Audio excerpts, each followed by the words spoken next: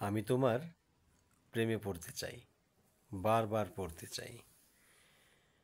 তুমি কি আমার সাথে নিবিড় ভালোবাসা সম্পর্ক করবে?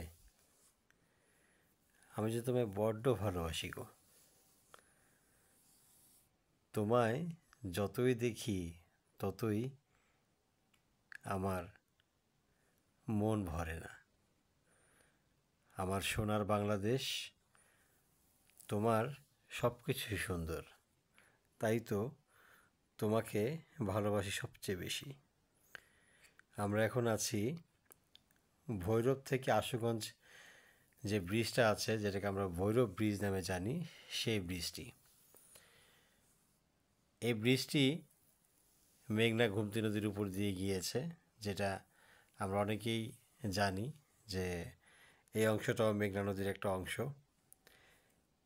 এই ব্রিজটা পার হয়েই আপনি যদি কখনো সিলেট যেতে চান তাহলে এই সেতুটা পার হয়ে আপনাকে যেতে হবে, কারণ স্থলপথে গেলে আপনি ভৈরব আশুগঞ্জ না হয়ে এই পাশ ছাড়া আপনি সিলেট যাওয়ার কোনো ওয়ে নেই বা রাস্তা নেই, আমরা যেটাকে জানি। তো এই ব্রিজটি খুব সুন্দর। আমার মনে পড়ে যখন ছোটোবেলা বাড়িতে যেতাম ফেরিতে করে, কতটা বিড়ম্বনা পোহাতে হতো আমাদের। সেতুটা যখন থেকে হয়ে গেল, খুব অল্প সময়েই বাসেও কিন্তু আমরা বাড়িতে চলে যেতে পারি বা আমাদের গন্তব্যে চলে যেতে পারি। যখন সায়দাবাদ থেকে বাসে উঠতাম তখন যখন ভৈরব এসে দাঁড়াতো, লাইনের পর লাইন, লম্বা লাইন, সে ছোট্টবেলার কথা এখনও চোখ বন্ধ করলে দেখতে পাই।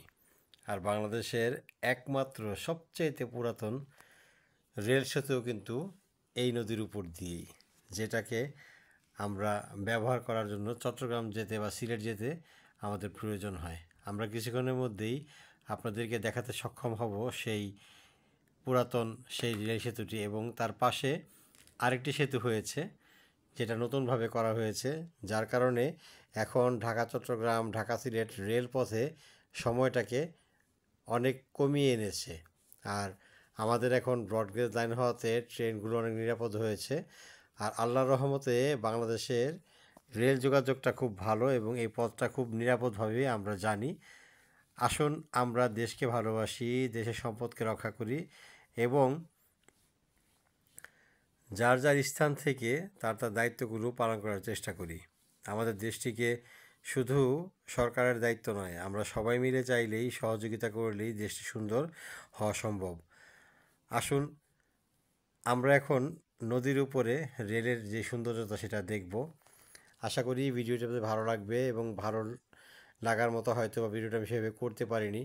আমি খুব আমার হাতে যে ফোনটা থাকে সেই ফোনটা দিয়ে মূলত আমি রেকর্ড করি, খুব নর্মাল একটা ফোন আমার হাতে। তো তারপরেও চেষ্টা করি আপনাদেরকে একটা জিনিস দেখানোর জন্য।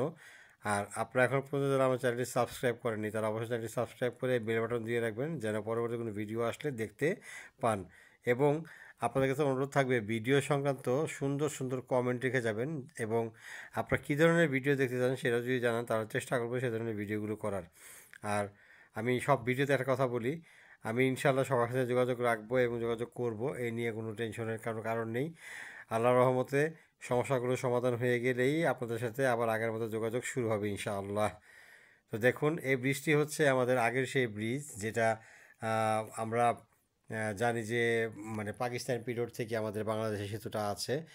এত সুন্দর লাগে যখন আমরা যখন ফেরি দিয়ে যেতাম, যখন উপরের দিকে তাকাতাম, যখন রেল যেত, আমার কাছে মনে হতো ছোট কোনো বিচ্ছু যাতায়াত করছে, মানে আমরা কিন্তু আঞ্চলিক ভাষাটাকে স্যাঙ্গা বলি, এরকম মনে হতো যে বা কোনো বড় ধরনের পিঁপড়া হেঁটে হেঁটে যাচ্ছে নিচ থেকে, এত সুন্দর লাগতো দেখতে ট্রেনটাকে।